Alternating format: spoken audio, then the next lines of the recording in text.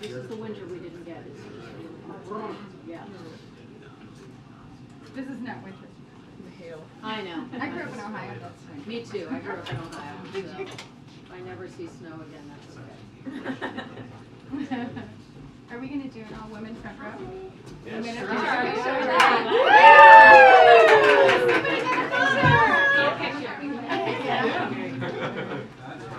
we go. Awesome. Thank you so much. Why are you guys happy?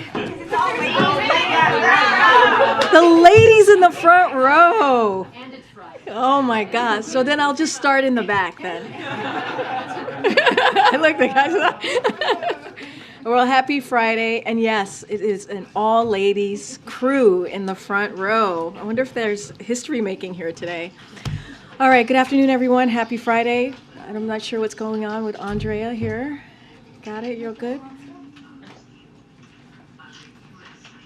Somebody's got all I'm so sorry. Yeah, it's Andre. She's trying. She's trying, folks. All right. I don't see you very often, and when I do, you cause a ruckus. Okay, so today, President Biden awarded the Medal of Honor to a true hero of our nation, Colonel Paris Davis, for the gallantry he displayed at great personal risk that went above and beyond the call of duty during combat operations in Vietnam. You all heard President Biden tell Colonel Davis's story in powerful remarks, but I just want to say that Colonel Davis represents the best of America. Despite being wounded while leading his men in combat, he refused to leave the battlefield until all the members of his team were evacuated. His bravery and devotion to our country during this battle has been recognized before in the form of a Silver Star and a Purple Heart. But until today, he never received the recognition for his extraordinary acts and well-deserved recognition, obviously, which is a Medal of Honor. We are proud to welcome Colonel Davis to the White House today as a Medal of Honor recipient. Today, the Biden-Harris administration is announcing its 33rd Security Assistance Package for Ukraine using presidential drawdown authorities as we continue to surge weapons and equipment that Ukraine needs to defend itself against Russian aggression. This package includes more ammunition for U.S.-provided HIMARS and howitzers that Ukraine is using so effectively to defend itself, as well as ammunition for Bradley infantry fighting vehicles, armored vehicle launch bridges, and demolition munitions and equipment. The United States will continue to rally the world to support Ukraine. We have seen incredible commitment from our allies and partners and applaud the more than 50 countries, including Germany. As you all know, Germany's chancellor will be here at the White House momentarily, and that have come together to provide Ukraine with military assistance. These contributions are making a significant difference, enabling Ukraine to defend its sovereignty and territorial integrity. Russia alone could end this war today. If they wished, they could end this war today. Until they are willing to do so, we will continue to strengthen Ukrainians' military on the battlefield so that they will be in the strongest possible position at any future negotiation at the table. Now, before we go to questions, I have a little bit on the week ahead, and I'll lay that out for you. On Sunday, March 5th, the president will travel to Selma, Alabama, where he will commemorate the 58th anniversary of Bloody Sunday. The president will deliver remarks at the Edmund Pettus Bridge and participate in the annual commemorative bridge crossing event. In his remarks, President Biden will talk about the importance of commemorating Bloody Sunday so that history cannot be erased. He will highlight how the continued fight for voting rights is integral to delivering economic justice and civil rights for Black Americans. In the evening, the president will return to the White House. On Monday, the president will headline the 2023 International Association of Firefighters Legislative Conference.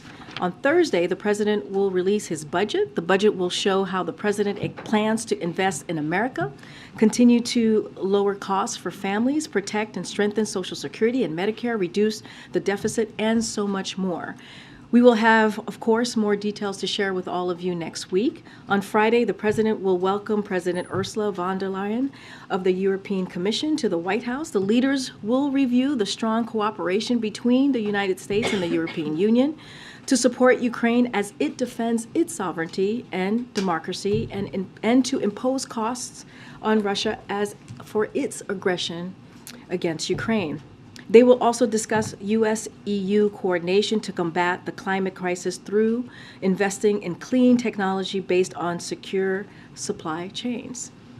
The leaders will take stock of the Joint Task Force on Europe's Energy Security that they established 1 year ago, which has helped the EU reduce its dependence on Russian fossil fuels and accelerate its green transition. They will also discuss other international security challenges, including our work together to address the challenges posed by the People's Republic of Russia. With that, Colleen, good to see you. It's been a while. Thanks. You have the floor. Great, it is your 100th press briefing. Oh my gosh. So, I'm sure you're thrilled. congratulations. How do you feel about that? Oh my gosh. All right. Well, cheers. Cheers. So, moving right along. I wanted to ask about the DC criminal code again. We've been hearing that some of the House Democrats feel like they got thrown under the bus a little bit by the president's decision not to step in on the effort to stop the overhaul, which is a lot of negatives, I understand, but I think you know where I'm going. So I wanted to know, did the president give them a heads up on the decision? Was there any sort of back and forth about it? So first, let me just say that the White House notified the members at the House retreat, as you know, that was earlier this week, or it's still happening in Baltimore. So that's number one. Number two, I do want to lay out that the president and the administration has a very close relationship with House Democrats and Senate Democrats as well. We have worked together. The president has worked very well with the members on delivering bold, historic pieces of legislation in his first 2 years of an administration, and is very proud of the relationship that he has with them. And our teams are constantly in communication with them. And so I'll leave that there. This is a very strong, important relationship for all of us here, including the president. I also want to state that, look, the president supports D.C. statehood. That is something that you saw in his SAP for this particular D.C. crime bill. And if Congress sends him a bill making D.C. state, he'll always be sure to sign it, because he's been talking about that for the last 2 decades. But vetoing the bill headed to his desk now won't make D.C. a state. And so those are the things that the president has been very clear about when it comes to D.C. and their statehood. And so I'll leave it there. But as it relates to the House, as it relates to Senate Democrats, it is a very important relationship for us, and clearly very important. And with the Senate Democratic Caucus, as you know, when he met with them yesterday, he provided what he was going to do and made it very clear to them, and they had that discussion. I just also want to ask, so, Biden and the Democrats have talked a lot about the need to stem, rising crime, but also the need to reform a criminal justice system that still disproportionately affects, Black Americans. So why not engage in some sort of compromise, or why not let the DC bill, because, the mayor vetoed the criminal code, but she also proposed some changes that she thought would have made the system sort of better on the whole. So just want to be very clear here, and if you look at the DC bill itself, and I know that there was a little bit of I was asked a couple of questions of what else does it do besides armed carjacking, and I don't normally go line by line on legislation, especially legislation that we haven't introduced, but I did talk to the team, and we have a couple of things that I just want to lay out for all of you, and on what the DC bill does. It reduces maximum penalties for offenses like murders and other homicides, armed home invasion burglaries, armed carjackings, as I mentioned, armed robberies, unlawful gun possession, and some sexual assault offenses. And so, look, the president has been very clear. We need to do more to reduce crime, to make communities safer, to save lives. And that's why he put forth his Safer America plan that does just that. that we believe does exactly that. So the way that we see this bill, it doesn't actually reform policing practices. That's not something that it does. Reform like the ones the president has put forward at the federal level, you know about the executive order when it couldn't be done on the Senate side, moving forward with police reform. The president put forth a historic piece of an executive order to try to do what we can at the federal level. And so we believe that this bill does not actually do that. Question on the meeting today with the German Chancellor. Not long ago, both Chancellor Scholz, along with President Macron, reportedly told Zelensky that he would soon have to make difficult decisions, urging the start of peace negotiations. Does the president see that as a sign that the united front that he's worked so hard to maintain, maybe not that united that much longer? And how much does he see today's sit down as a chance to just urge Scholz to stay the course? So, look, the president is looking forward for a productive meeting with the German chancellor. They first met. I don't know if some of you have been tracking this, but they first met when he became German Chancellor early last year, I believe on February 7th, soon after he clearly took office, and they met here at the White House. And over the past several years, they've seen each other at the margins of the G7, in the summit in Germany, at NATO, at the G20 summit, and have talked by phone regularly. And so this is clearly a relationship that has been growing over the last year. And so, what we're seeing, how we see this meeting is a bilateral cooperation to talk about a range of issues, global security, economic issues, and at the forefront of this meeting that they're going to have, this bilat that they'll have pretty soon, it will be on Ukraine. And that coordination is going to continue. You saw the president in Warsaw, you saw him in Kyiv, you saw him having a bilat with the B9, and a meeting with the B9, a bilat with the president of Poland, and all of the actions and the meetings that the president has had over the last just several months is showing, I think, the strength of the Union, the strength of the EU, the strength of what you're seeing with the NATO allies in Europe and the West. And so I think that's going to continue. We believe that's going to continue. Remember, when Putin first started out on this war, he thought that NATO would be divided. He thought that the West would be divided.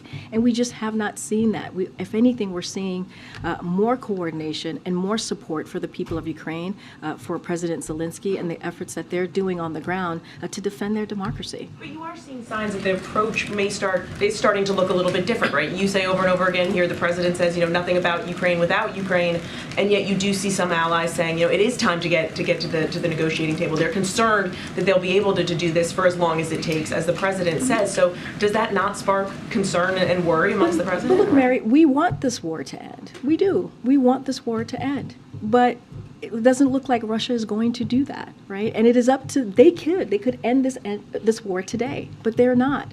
And so what we're going to continue to do is support Ukraine the best way that we can. I just laid out a PDA, our 33rd drawdown since this war started, and we're going to continue to do that, continue to give them the support that they need on the ground. And look, you've heard President Zelensky talk about peace and wanting to move forward with peace, but at the same time, we have to make sure we strengthen their hand when those negotiations happen, that they are in a place of strength.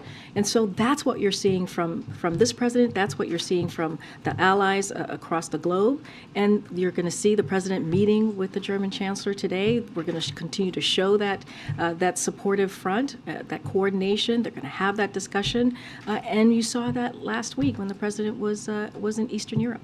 I guess it's sort of a housekeeping matter, but has the president had a chance yet, or does he plan to speak with former President Carter or members of his family, given, I don't think they've spoken yet since the news of his hospice care? Yeah, I don't have a call to preview or to announce, as you know, and I've said this many times before, and I think many of you have reported this, that they've known each other since 1976. It's a relationship that has spanned many decades. The president certainly and the First Lady, their hearts are with are with President Carter and his family. I just don't have a conversation to preview at this time. Given the importance of that relationship, is it something, it seems odd that it hasn't happened yet, I guess. I mean, look, the president, when it's time and appropriate, certainly that conversation will happen. I just don't have anything at this time to preview. Good, Audrey. So an EU official just said that the two sides are working toward an agreement in principle on a very limited agreement that would create a free trade-like status for the EU that would put it on par roughly with Canada and Mexico in terms of the IRA. Can you say anything more about your hopes for reaching some kind of a deal, at least on a very high level, when von der Leyen arrives next week? Yeah, I don't want to get ahead of that meeting. Clearly, that's going to be another important bilateral meeting focusing on the coordination, of course, on Ukraine and other important security issues and economic issues, as you just laid out, that both sides care about, right? The American Union and clearly the United States. As it relates to the IRA investments, the clean energy future will be invented and built and made in America. That's how we see the IRA's investment. The president will never back down from putting American jobs and American leadership at the heart of his strategy. Taxpayer dollars should go to support American jobs and American innovation. But the IRA's benefits expand beyond the U.S. Our investment will help drive down costs for clean energy, which will help other nations as well. That's how we see this important law that the president clearly fought tooth and nail for. And it's going to go further and faster in building their own clean energy economies. I'm not going to, again, get ahead of a meeting that's going to happen next week. But the president and we have been very clear on how important we feel the Inflation Reduction Act is. Again, we're always going to make sure that we support American jobs and clearly American tax dollars. But I think the question is, how important is it to you to remove this irritant in the relationship at a time when you're looking at a protracted war in Ukraine, potentially China delivering lethal aid? I mean, is it important to shore up the alliance and at this point remove irritants like this trade issue? Look, clearly the relationship is important to this president.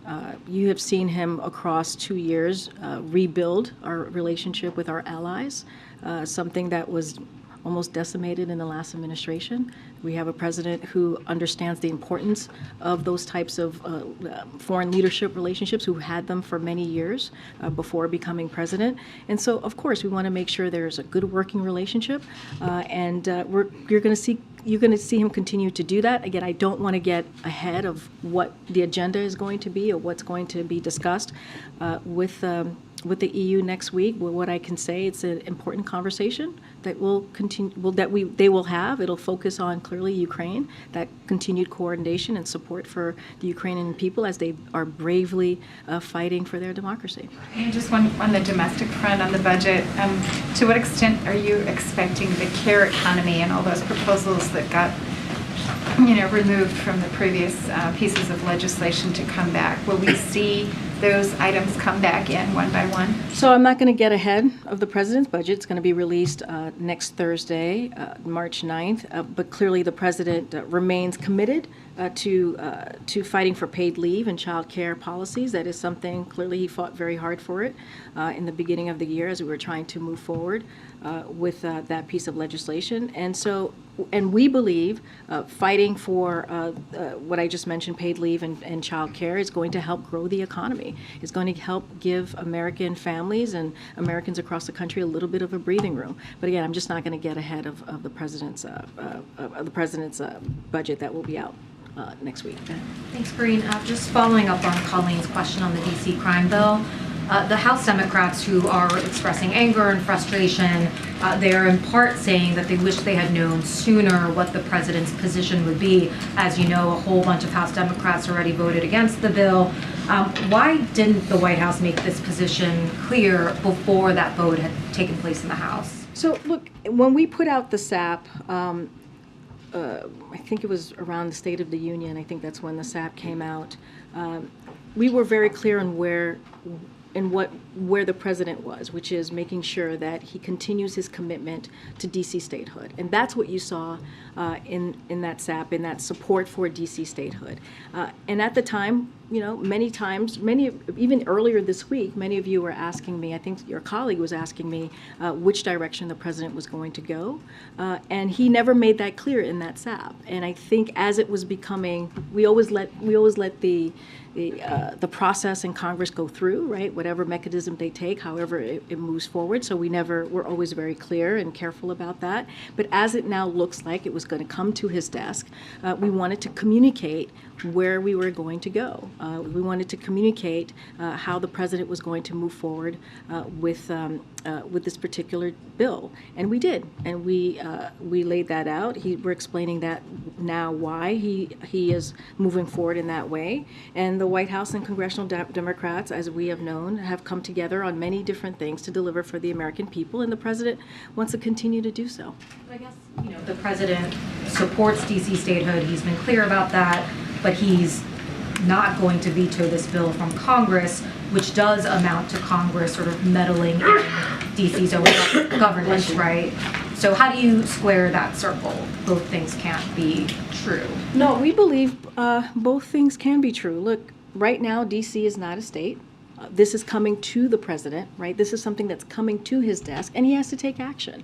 I just laid out a moment ago to Colleen why we felt that this bill doesn't actually deal with police reform.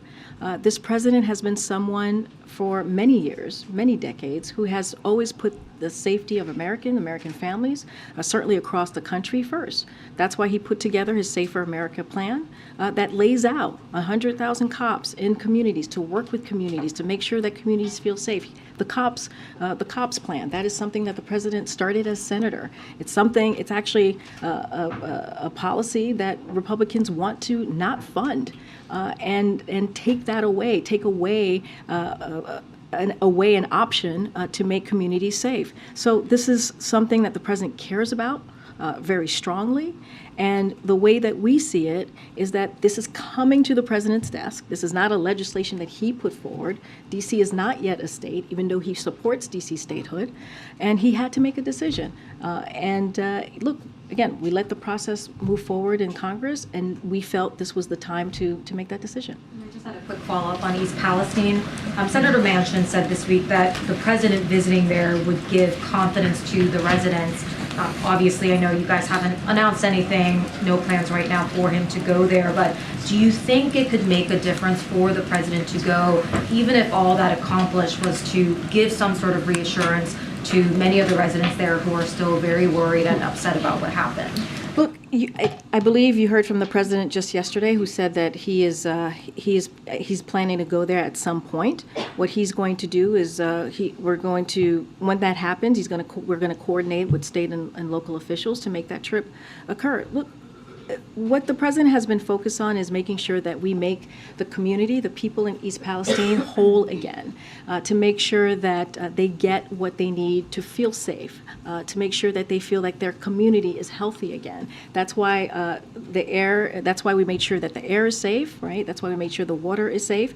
But he understands how the community feels about what happened and what occurred in their community these past couple of weeks. That's why HHS, FEMA, DOT, EPA have been on the ground, and it's been a multi-agency effort to make sure that they get what they need, to make sure that they have that safe air, that safe water, as I just mentioned. And the last part of that is we're going to make sure that Norfolk, Suffolk is held to account for the mess that they created. And that's what you're seeing. You've seen the EPA administrator. He was just there for a third time. And so the president's committed. He's keeping abreast or updated on a daily basis on what's going on the ground. He's talked to the governor of Ohio. He's spoken to the governor of Pennsylvania, the senators multiple times to make sure that they are getting everything that they need from the federal government. Thank you, Karine. You mentioned the SAP that the administration put out on February 6th, but it's not a broad statement about DC statehood. It specifically says that the administration opposes the resolution that would dismantle the crime bill. So when was this policy reversed, and why weren't House Democrats notified about the reversal? So I'll say this. There was never a change of heart on where we were with the SAP.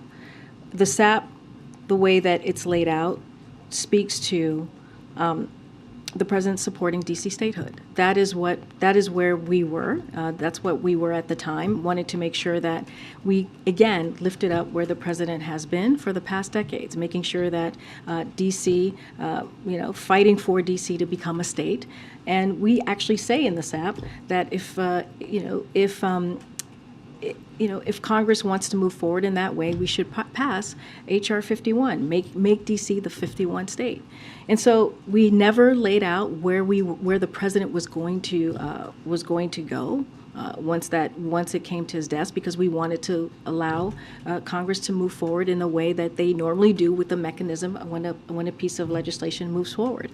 And so we never said anything at this time. Now we're communicating very clearly. Now that we know that this legislation is going to be in the president's at the president's desk, we're making very clear and communicating that where the president is on this legislation. But wait, I'm sorry. It specifically says the word opposes. So is it that the administration wasn't aware of the content, the specifics of the crime bill, and now you are aware, and the president says he doesn't support some of the changes that the DC Council put forward? Because when you released the SAP, I'm assuming, maybe incorrectly, that you were very aware of what the council was proposing. We were aware of what the council were proposing. What we're saying was that we wanted to make sure that we continued the president's continued push for statehood, and that's what we did. That's what we did in the SAP, and that was what was the most important thing that we believed. There was no veto threat in the SAP. There really wasn't. It may have been. I just read it while you were asking me. We opposed it, but there was no veto threat. So I want to be really clear about it. It stated our support for DC statehood, but it did not indicate what the president would do should the bill come to his desk. It did not say that. It did not lay that out. Now we're communicating that very clearly. We communicated with the House Democrats days ago when they were in Baltimore, and again, I said this to MJ. I remember many of you asking where we were going to go, and I said we don't have a decision yet. We don't have anything to share on this, on where the president's going to be with this particular bill, and now we are, because we know that it's going to come to his desk. There must be some state laws that the president also disagrees with that have to do with crime, and he obviously doesn't have the power to do anything about that. I'm trying to square his decision to use his power to do something in DC while he's also saying, the federal government, should allow them to be their own state. Because DC is not a state. So this bill, and therefore he should? DC is not a state, so therefore the bill is coming to his desk, so he has to make a decision. It's as simple as that, Weija, right? Because DC is not a state. Now, he wants DC to become a state. We've been very clear about that. He has said that for decades, that he believes in DC statehood, but it's not. And so therefore, because DC is not a state, when bills like this occur, it goes to the president, and he has to make a decision. And that's where we are. It's as simple as that. Now, if DC becomes a state, yes, the president believes that it should be governing, cities should be governing on its own. That's what he believes. But until then, they shouldn't. But Weija, DC is not a state. Right, but he has to. I'm asking because he does have an option to veto. That is one action he could take. But again, this is a president that believes in keeping communities safe. He believes in keeping the 700,000 residents in DC safe. And so he's taking that action because it's coming to him. We didn't put this legislation forth. This is not our legislation. This is a legislation that is coming before the President of the United States because DC is not a state. It's just not. So he has to make a decision. So he's going to make a decision that will help the residents of DC, that will deliver for the residents of DC. And it's as simple as that. Thank you. I'm seeing two perhaps parallels here in the discussion about the SAP, which is the Statement of Administration Policy. Isn't it really boiling down to there was one train here that was saying that the administration opposed this, and then really when the recognition takes place, this would make the president look tough on crime, that the wheels stopped, and now you have a new position. Isn't that really what happened here? What I can tell you what happened is that there was no change of heart. Yes, in the language, I just read it read it again as Weija was asking her question.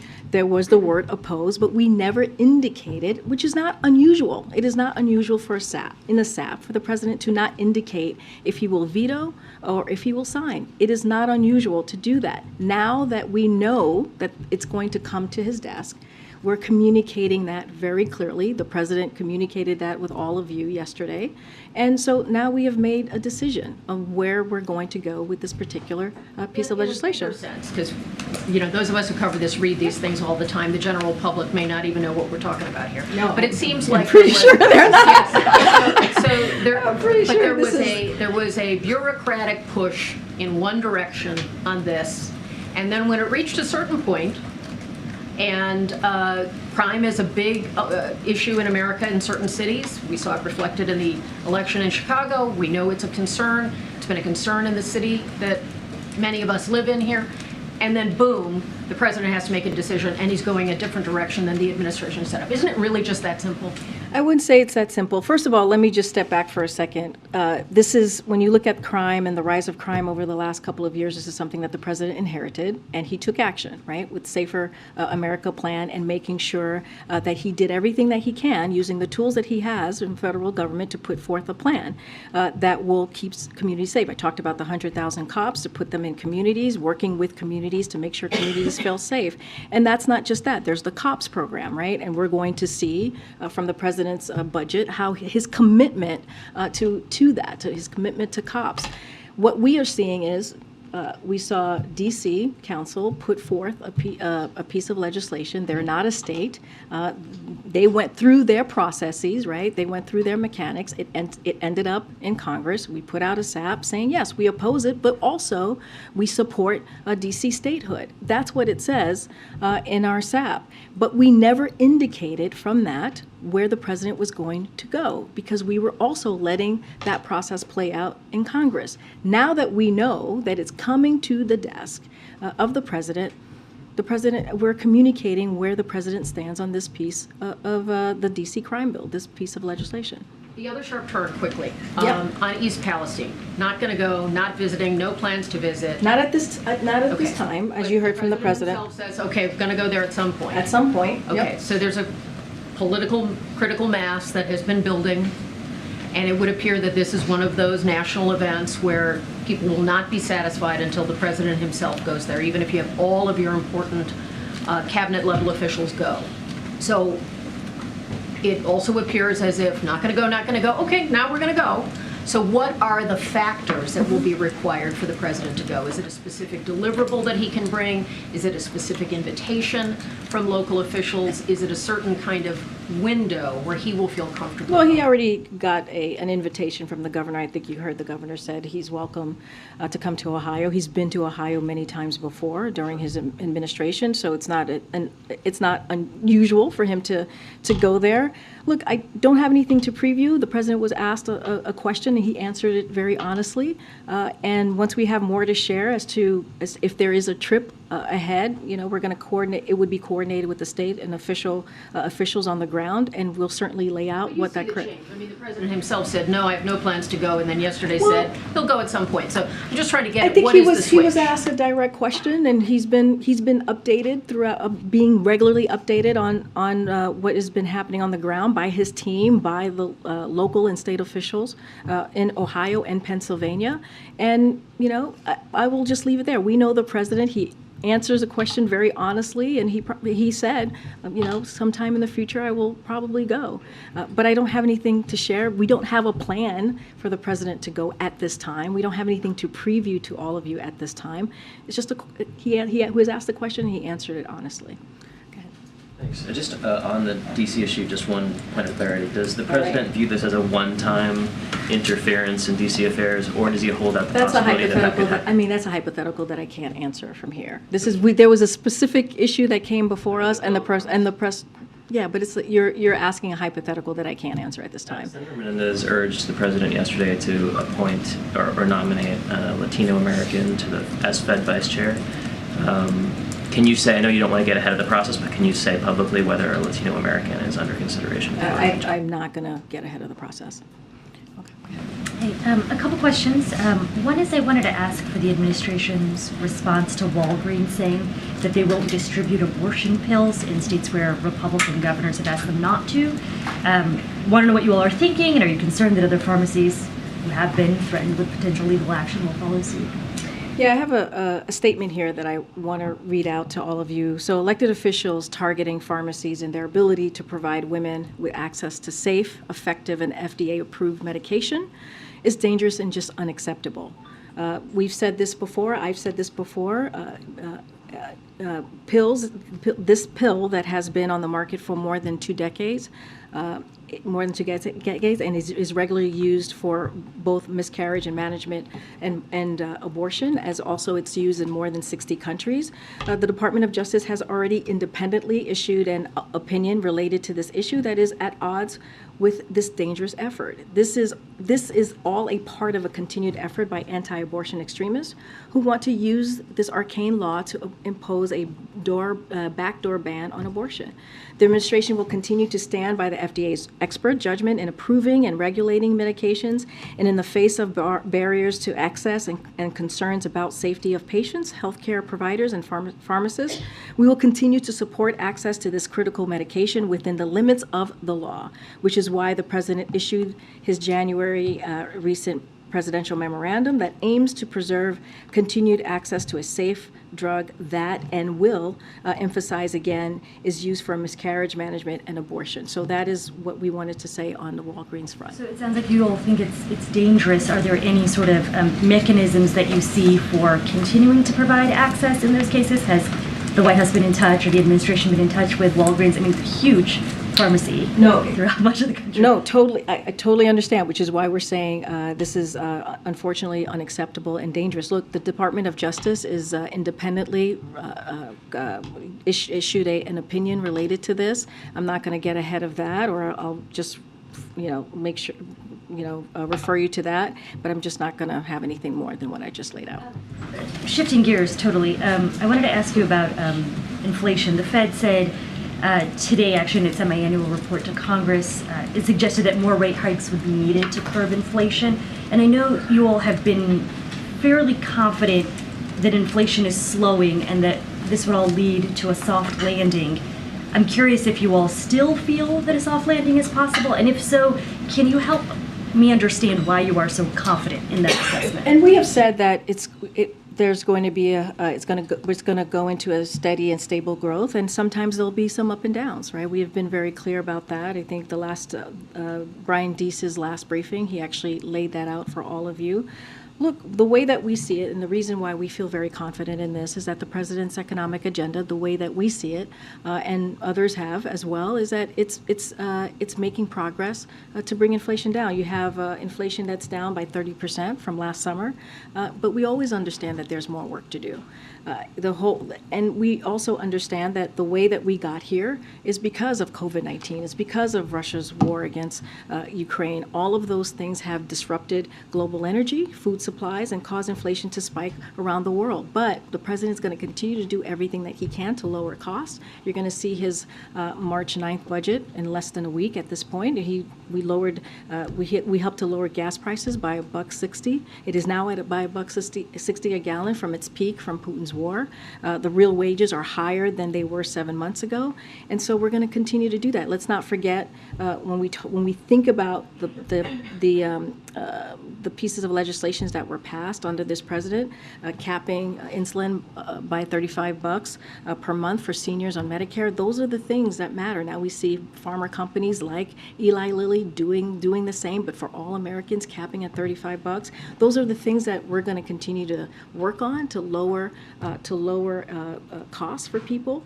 And so again, you're going to see the president's budget next week. But the data shows us how inflation has been moderating over the last 6 months, and we think that's important to speak to. I mean, it's been, I would say, rather sticky. Well, and that's why we say we have more work to do. We're not saying that we don't have more work to do. We say this every time we talk about inflation, every time we talk about the economy, we say that there's more work to do. That's why the president takes extra steps, like the IRA, takes extra steps to make sure that we bring down costs for the American family. But the data shows it has indeed moderated, and so that's what we look at. That to your question, original question, that what gives us some encouragement that we will get to that steady and stable growth. I just want to go back to the bilateral. Last time Chancellor Scholz was here was just a few weeks before the start of the war. Yeah. Back then, in the lead up to the invasion, there was really an effort by the president to sort of gather up support, unite the allies, and be prepared to sort of react as quickly as possible with sanctions, with help to Ukraine. Are these similar conversations happening right now between the US and European allies, other allies, to be ready for the possibility that China sends weapons to Russia, and to be ready to act quickly the way they were ready to act quickly a year ago? So, first of all, as you know, they had a G7 call just last week. The president was in Ukraine, and he was also in Poland. There's constant communication with our allies that the president is having. They're not one-offs here. They are consistent and they are continuous. And so I just want to be very clear there. And look, we have said this over and over again. We have not seen any. We haven't seen China do anything yet as it relates to lethal weapons, and we believe that Russia's war in Ukraine has put China in a difficult position to actually move forward in that direction. Every step China takes towards Russia makes it harder for China with Europe and other countries around the world. But want to be really clear on that piece, but as I've mentioned before, Secretary Blinken met with Wang Yi just recently in Munich and made himself really clear. They had a very clear conversation, and keeping that communication, that line of communication open is very important to us as well. But again, we haven't seen China take that action yet, but we've been very clear and had conversations with China. If I could, another one on the IRA.